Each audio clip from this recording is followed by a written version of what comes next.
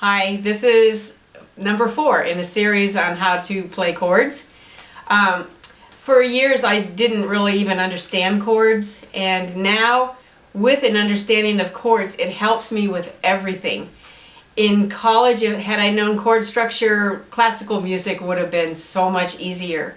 The kids and adults that I teach privately always get a very solid knowledge of chords before we start anything on a more advanced level, because it helps you think about what the composer was doing when he wrote the music that he wrote, or she. So when we study chords, it's really important that you do the assignments that I give you. So today we're going to get kind of serious, and if you remember in lesson 3, we talked about memorizing how to spell the 7 basic chords. So we'll review that today and then move on from there. All right, let's get started on lesson 4. We're going to review page 12 and 13 in the book. Last week I assigned you 2 things. 1, I want you to be able to play the 7 basic chords inverted. And number 2, I want you to, on page 13, spell the chords in the root position. So let's review those 2 concepts. And the root position, if you remember lesson 1, we talked about the Chord chords. Chord chords, the major chords are the 4 half steps and 3 half steps. So if you play a C chord, you put your little finger on C, count up 1, 2, 3, 4, 1, 2, 3. It comes out every other white note for the C, F, and G chord. But a lot of people just learn to play the chord and they don't really know why. In lesson 5 we'll really find out why. But right now it's really important that you don't just learn to play them. You need to learn to spell them. C, E, G. So when you're learning to play them in the root position, I want you to say C, E, G. F chord, F, A, C. G chord, G, B, D. Remember the A, D, and E chord? A, 1, 2, 3, 4, 1, 2, 3. The A chord has a sharp in the middle. And next week, in lesson 5, I'll explain why that happens. The A chord, the D chord, and the E chord are every other note, but the middle note gets sharped. That is if the chord is in the root position or the name of the chord is at the base, the bottom. Okay? And then the last chord, we were going to do B flat or B, D sharp, F sharp, but you don't play that chord very often, so I opted to have you learn the B flat chord. B flat, D, F. Okay, that's B, D, F with the B flatted.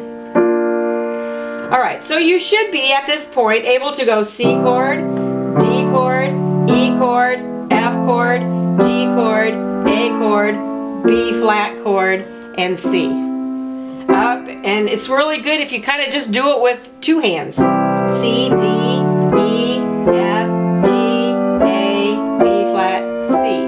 Now by doing that, a lot of times people learn the chords with their left hand in a single melody with the right hand, but later on you're going to want to play more than 1 note with the right hand.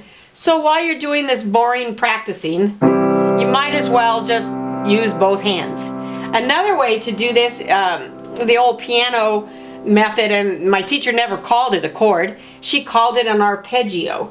So it's kind of fun. You could just go a C, E, G, and then the right hand, C, E, G, left hand over, C, E, G, and a ding on the top. Or you can block them. Okay, and then come back down. Now while you're doing that, you're just kind of having fun, and it sounds great. It sounds really good if you go.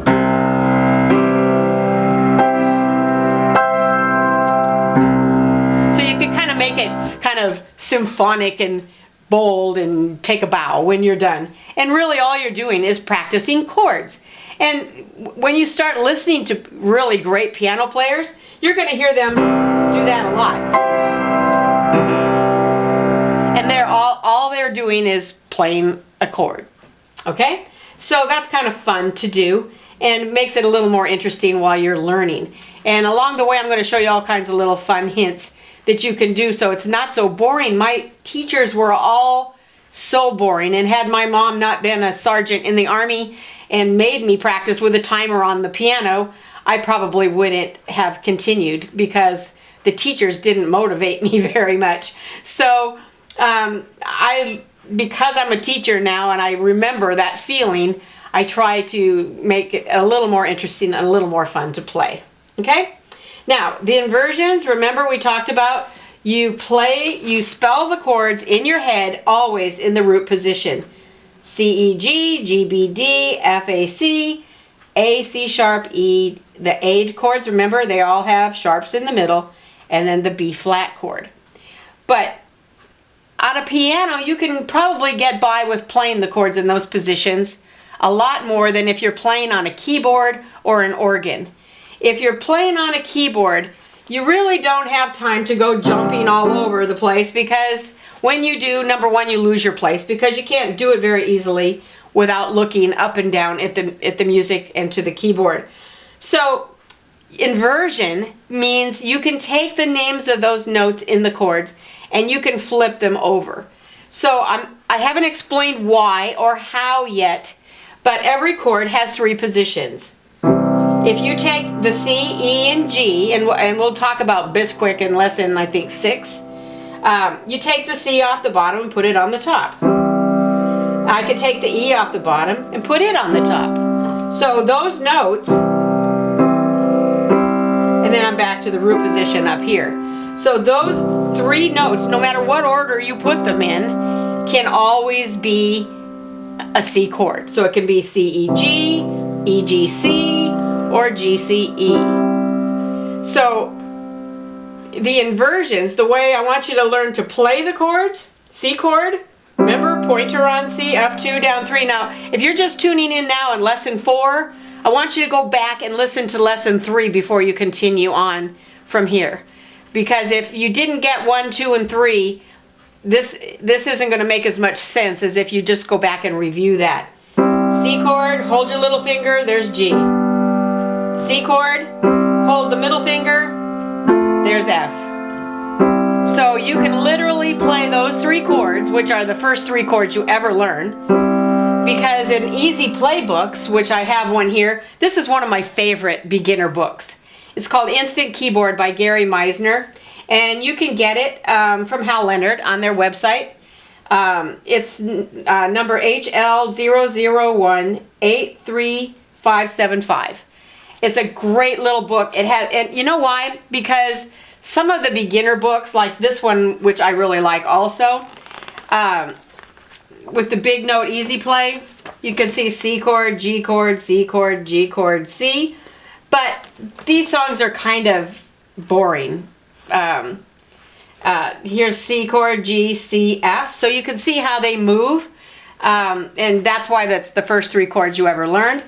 The reason I like this book is it has really more adult songs in it, like Memory from Cats and some country music and Endless Love and Spanish Eyes, and he's got the Yesterday, he's got The Whole World in His Hand, and you know, Oh What a Beautiful Morning, Green Green Grass. It's just got songs that adults like to play and hear. So I recommend this book. It's written for the portable keyboards and digital pianos, but very applicable to piano. Okay, so hopefully that's the review, and I hope that you learned C, G, F, A, D, E, and B flat chord. You should be able to play every chord in this octave. Alright, on a piano, it's kind of hard. You can't do it up here because your hands are going to run together unless you play the melody an octave higher, which is what I suggest. If you're just blocking a chord, okay, then your hands won't run together. If you get down here with the chords get kind of muddy down this low. Anything below that C get really kind of muddy. On a keyboard, you're going to be when you split the keyboard for the chords to play, you're going to be down that low anyway, and it'll sound just fine. So just kind of find your place and where it sounds best, but you don't want these chords to come out muddy like that. You want them cleaner. Okay, so inversions and the more advanced things that we talk about later will help with all of that. Okay, so now we're going to tackle page 14.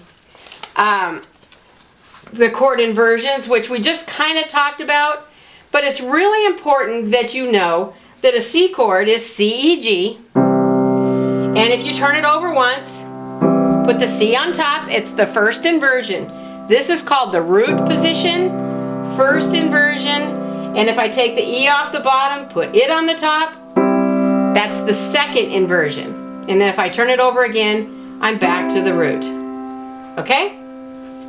All right, so that's pretty much all there is on page 14. You can do that with all the chords. And you can do them with the arpeggio, C, F, A. Now, when we start using the circle, it'll sound really pretty when we do them in order. Around the circle, it'll sound great. You can block them.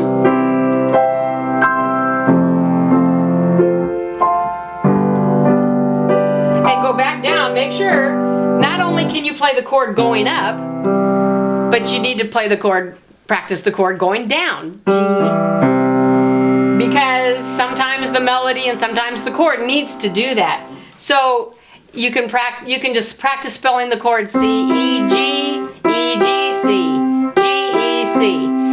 The structure of that chord needs to be the skeleton, the C, the E, and the G, because all of the other chords, whether you make it a C diminished, augmented, minor, major, ninth, 7th, 6th, the basic chord still remains C, E, G. Okay? All right, with that in mind, we'll go to page 15, which is my favorite trick. Because the hard chords, the ones that I could never remember, were the black note chords. C sharp, E flat, F sharp, A flat, B flat. Those chords always eluded me. I would get to a F sharp chord in a song and go, oh my gosh, I don't know how to play that chord. Until one day, I don't know if someone told me or it just a light bulb came on, that they're spelled exactly the same. All they did was alter the sharps or the flats, move them up or move them down. So remember the definition of a sharp? Definition of a sharp is a half step up. Definition of a flat is a half step down. If you sit on something sharp, you go up. Unless one of my students says, unless you have a dead end. If your tire goes flat, it goes down. So down is to the left on the keyboard, sharp is up or to the right on the keyboard. So how do you sharpen E? You make it an F. There's no black note there. How do you flat a C? You make it a B. All right, so watch. This is so cool and so easy. And those of you that have had trouble with chords in your musical adventure, this will totally blow you away.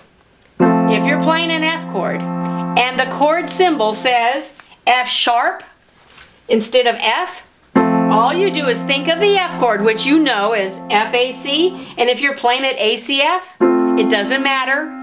You just take every single note in that chord and sharp it. There's an F chord, there's an F sharp. There's F, there's F sharp. Isn't that cool? Now watch, here's G, G flat. Rule for flat, lower all the notes a half step. G, G flat. So you notice G flat and F sharp are the same chord. And you'll find out why next week. Okay? All right, then let's say I want to play a C sharp chord. Okay, here's the C. I'll move up here. Here's a C chord. Sharp, sharp the E, which makes it an F. C chord, C sharp. Now there's also a C flat chord. So I'm going to take all these notes Now you'll notice a C flat and a B chord are exactly the same. All right? Now let's take a G chord, or an A chord. A, make sure that sharp is in the middle, remember? A, C sharp, E is A major, A flat. Now the middle note becomes a white note and the top two are black. Same with E. And same with D. Now, if that D chord's inverted and you're playing it F sharp, A, D, I'm just going to play F, A flat, D flat. See? It couldn't be easier. Now, the thing you have to do is just don't panic. So if you come across a C flat chord, I used to go, what? So here's C. I just simply think of the C chord, how I'm going to play it, and I just move everything back a half step. And I have C flat. Okay, so you can practice now. Let's go back to the root position. Two hands, C chord, C sharp. Okay, now let's do D. D flat. Now, because of the way the scales are designed, which is next week's lesson, you don't have a D sharp chord. It is actually an E flat chord. Alright, I have an E chord, E flat. F, F sharp. There is no F flat chord. Okay, G, G flat. So technically, a good exercise would be just move everything up in half steps. And you'll know all the chords. F, G flat, G, A flat, A, B flat, B, C. Back. Good study and just half steps. Okay, you can roll it.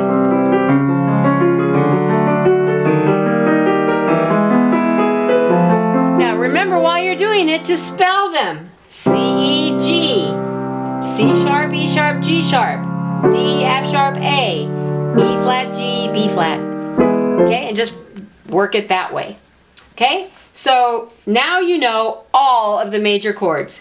Keep repeating them and practice. And this is a saying that one of my mentor teachers way back when I was in my 20s, she kept saying, repetition is the core of learning. I can teach you verbally how to do this, but the rest is kind of up to you. You have to keep repeating it. Put the chord spelling, the basic 7 chords, put them on a little note card and have them with you. So make your own flashcards on how to spell those 7 chords, because it is going to be crucial as we go through this book. Okay? So back again to the 7 basic chords spell on page 13. Absolutely crucial that you know how to spell those 7 chords. All right? And then we'll pick it up in a later lesson, because now it's time in the next series, the next lesson, to teach you why and where these chords came from and why they're spelled like they're spelled and played like they're played. Okay, today we learned all of the major chords. Now you should know 15 of them. Pretty easy to do them. You also should know how to spell the basic 7 chords, because we'll talk about that more in week 5. Week 5 we get very serious about scales and key signatures, because you need to understand where the chords come from. So if you don't have a basic knowledge of music, I really recommend that you order my Everything You Need to Know to Play the Piano book and DVD. If you go to our website, sacramentomusicgroup.com, there is a complete explanation of all of the books and DVDs that I have. And I'm really proud of them. They're very simply done, and they're not very big fat books, but they're full of information and things that I've learned over the years. Also, in the next few weeks, we're going to be using a circle a lot, because if you understand how the chords work with the circle, it kind of puts things in an easier, just a better perspective and a little more organized way of thinking when you're playing. So I made some circles, and some of you that already have my chord book, do not have these circles. So we're going to put them up as a PDF on our website, and it will be free. And all you have to do is print it and cut it out. So this is how it will look when you download the PDF file. And I've laminated mine. If you buy the book from this point on, if you order it, you'll get this included with the book. And it comes with a sheet and tells you how some of the little things to do, which we'll talk about in the lessons anyway. Or you can make your own circle. If you'd like, if you already have the book, just draw a circle and put the letters on it. But put them like a clock, so you have the letters facing towards the center. So when you turn it, it's very easy to use. The little arrows will also be in the PDF. You cut them out, just put a little hole with a grommet there, and then you can turn these around to tell which 3 chords are in each key. So go to sacramentomusicgroup.com and you can place the order, and we'll get the books to you usually before the next lesson shows up on the internet. We'll see you in the next session, lesson 5.